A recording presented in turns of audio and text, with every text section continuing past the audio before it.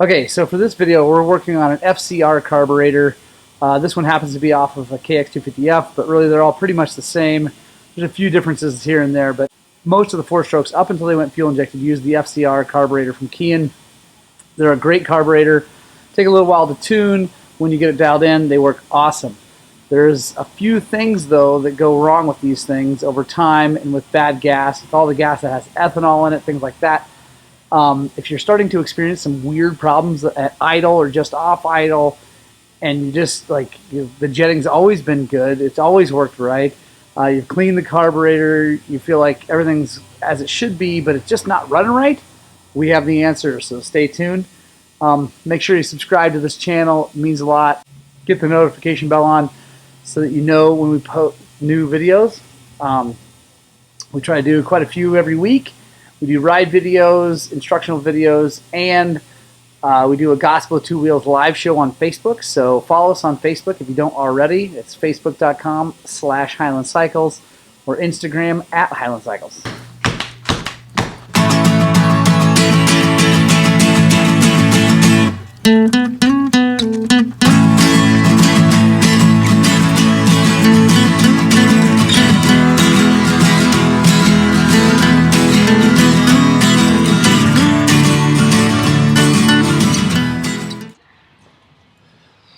Alright, today we are working on the FCR carburetor. Yes, they are slowly going away, but there's still tons and tons and tons and thousands of these things out there. And honestly, they're great carburetors, but they do have a few weird things. This is off of a KX250F that we're just taking apart. So, yeah, we're going to take it apart and show you kind of some of the common problems that these things have when they start acting up. Especially if you've got a bike with some years on it and some sitting with old gas in it. So let's take this thing apart. Take a look at it.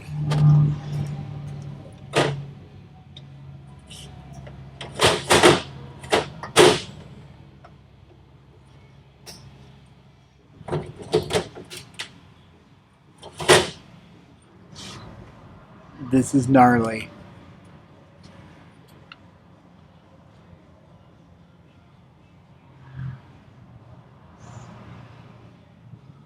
That's not good at all.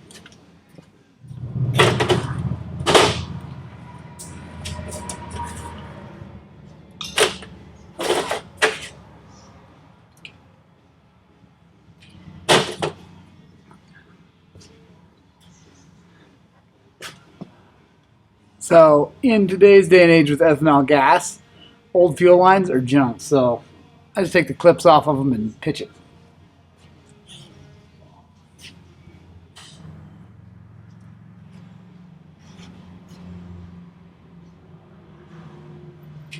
Yeah. This is no good. But this is what happens when gas sits in a carburetor for a while. It turns all green and gnarly. That's just the solids left over. The ethanol evaporates out of there really quickly and leaves all this gnarly stuff in there. So, yeah. Good.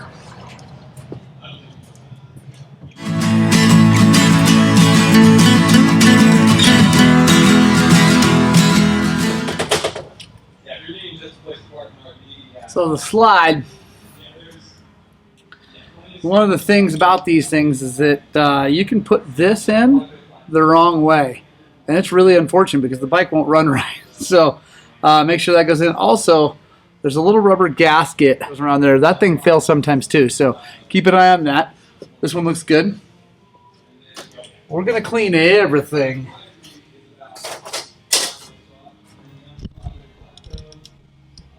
The super duper important part of this. Hang on.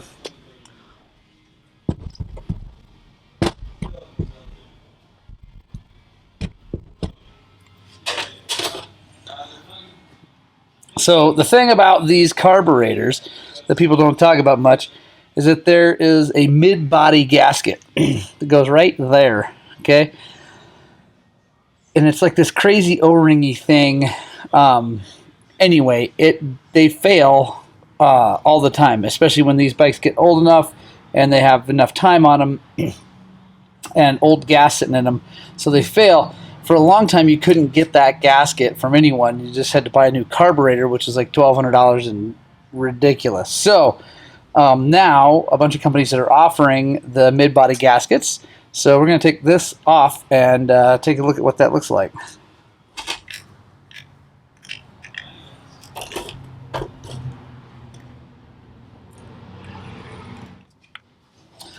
Now we just have two more in there.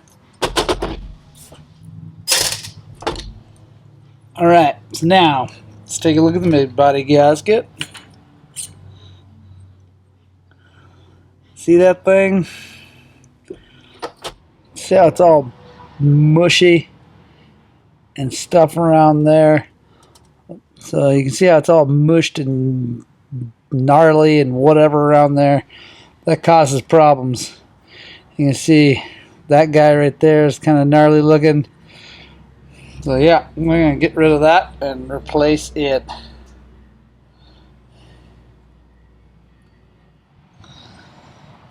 You want to make sure you get all the little junk out of there. We're also going to cook this thing. We're also going to cook this thing in the ultrasonic cleaner, so get that all nice and happy. Now here's another piece of it. This is doesn't always come right out, so you got to kind of talk to it. There we go. You can see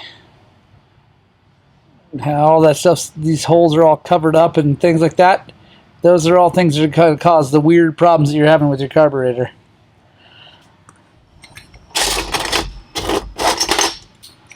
Last little thing, take out. Alright. Take the choke out. Actually, an enrichener. Walk all this stuff over to our weighting thing.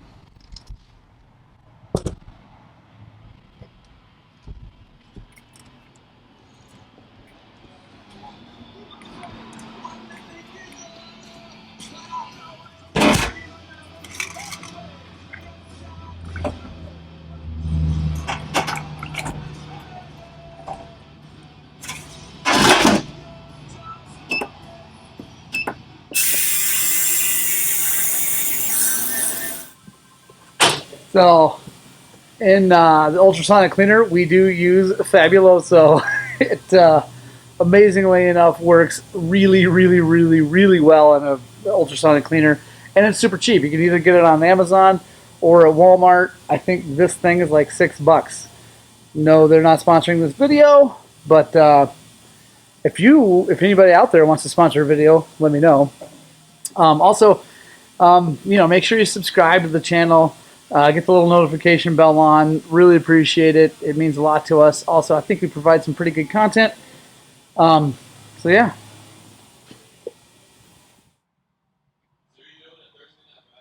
No.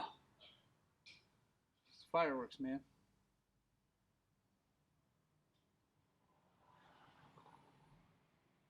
All right. Now we got everything clean. Everything looks great. We got a mid-body gasket kit. We got a full rebuild kit. We're going to put this thing back together. We got to check the jetting, make sure it's right for up here. Something you always want to do when you're working on a bike. You never know what they've got in there, and since you got it apart, you might as well check it. And yeah, we're going to put this thing back together, and I bet she runs real, real good. There we go. There's the mid-body gaskets. Comes with O-rings, all the little stuff we need.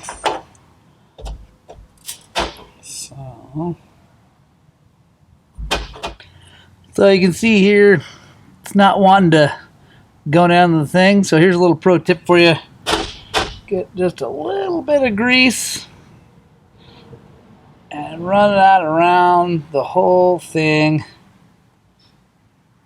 just to make it sticky. And the thing about using grease is that because it's petroleum based, when the gas goes through this thing, it'll just dissolve and go in there with the gas, and it'll be just fine and not cause any problems. So now it stays in place.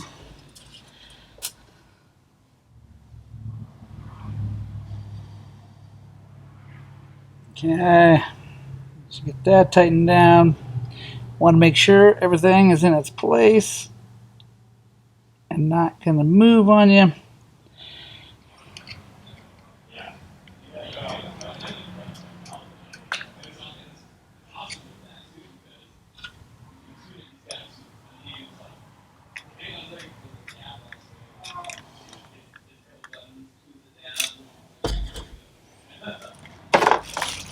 All right, so now we have our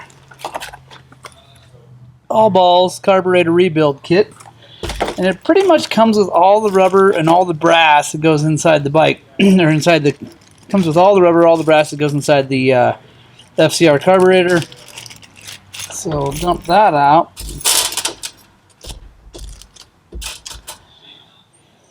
See what jetting was in it. 182 was in it. That sounds a little bit big.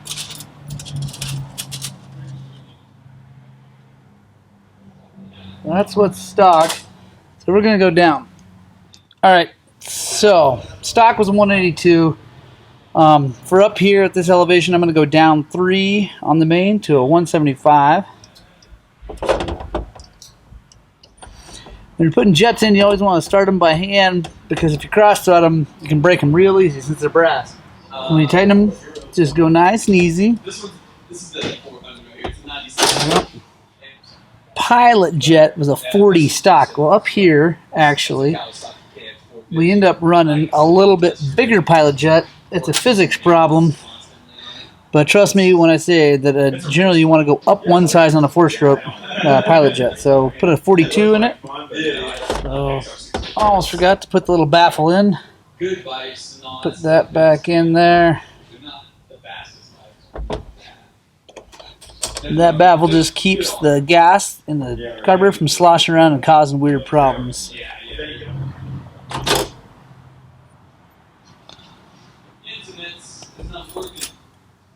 Huh?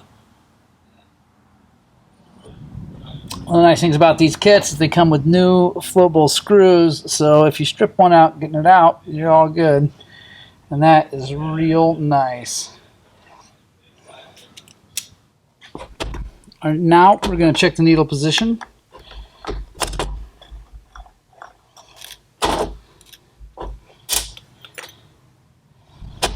Well, you can see then the number, let's see, 4 position, which is again stock right in the middle. We're going to move it to the number 2.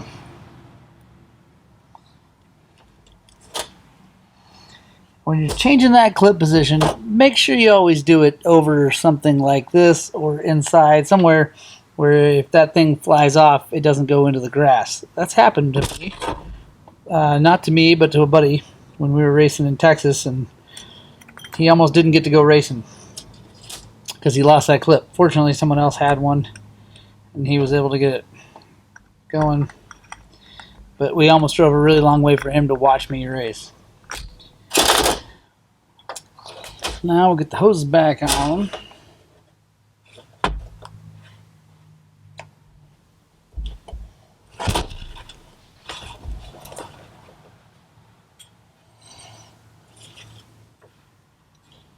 Now, one last thing to check before you put it back in there is the accelerator pump diaphragm. Again, since we got it off, we might as well take a look, make sure it doesn't have any holes or anything in it. Also, the kit comes with new little O-rings for it. So that guy right there, toss that. Comes with a new one. Put that there. That water Ultrasonic, make sure it goes back in the same way it came out. Also, comes with a new one of these guys. The other cool thing about these kits is they come with an adjustable fuel screw, which is nice. That's an upgrade over stock. Screw, spring, washer, O-ring. That's the order. Put them in like that. The thing about a fuel screw is that it's kind of personal to the bike. It's one of the very fine adjustments.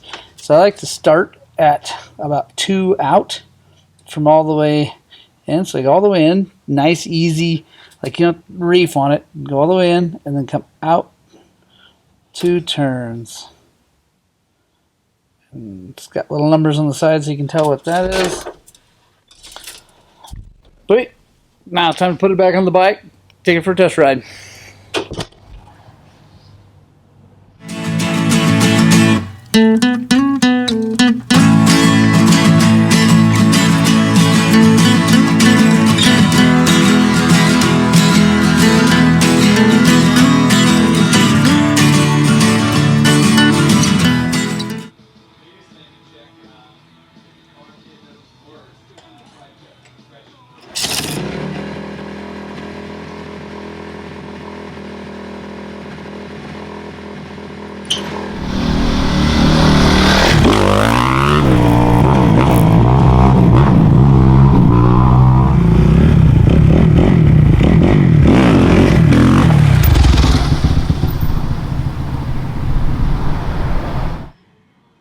That bike runs awesome. I ended up changing the jetting just a little bit to make it run just right. Stuck with the main jet as a 175, but ended up going to a 45 Pilot, which is actually 2 sizes bigger than stock. It idles great, starts great, runs really great. You can see it wheelies great, so bike should be good. So kind of recap, we replaced the mid-body gasket. That was really the biggest thing that was wrong with that. That and there was all that gnarly green stuff in the carburetor. Cleaned everything, put a full rebuild kit into the carb, including a new needle, a new float needle, all the new gaskets, all new brass. Everything's good, so good to go. If you're having weird problems with your FCR carb thing that just kind of cropped up out of nowhere, it's probably the mid-body gasket.